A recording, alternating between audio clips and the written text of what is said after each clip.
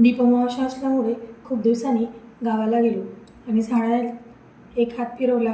झाडाच्या कुंडीतली माती थोडीशी उकरून घेतली आणि जे सुकलेले पानं आहे ते बाहेर काढून ठेवले आणि बघू शकता झाड पावसामुळे खूप छान फुललेलं आहे. याचे पानं सर्व व्यवस्थित धुवून निघाले, त्यामुळे त्याची चमक आणखीच उठते.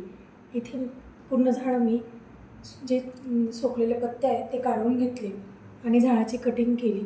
झाडाची कटिंग केली की छान झाडं पुन्हा आणखी नव्याने फुलतात. आणि खूप जणांचा प्रॉब्लेम असतं की कढी फुटते. आज मी तुम्हाला कढी कधीच फुटणार नाही असे एक टिप सांगणार आहे, ते तुम्ही नक्की आजमावून बघा.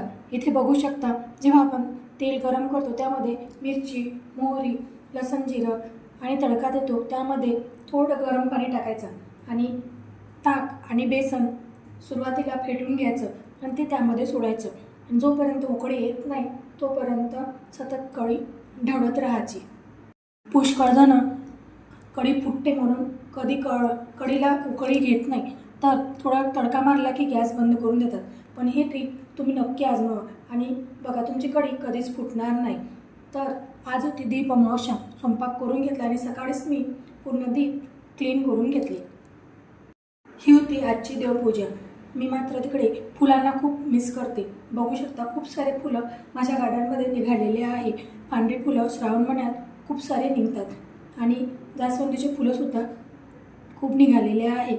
आणि आज चतुर्मास सुरू होत आहेत, तर आपल्याला भगवान विष्णूची सेवा करायची आहे. अत्यंत प्रभावी अशी ही सेवा भगवान विष्णूची आहे. तुम्ही सकाळ, संध्याकाळ आणि दुपारच्या वेळेस एक वेळा व्यंकटेश स्तोत्राचं पठण करायचं आहे.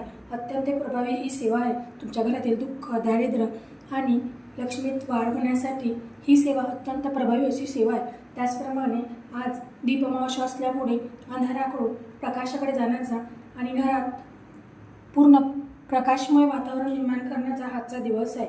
आपल्या घरातील जेवढे दीप आहेत तेवढे उजळून त्यांना प्रज्वलित करण्याचा दिवस आहे.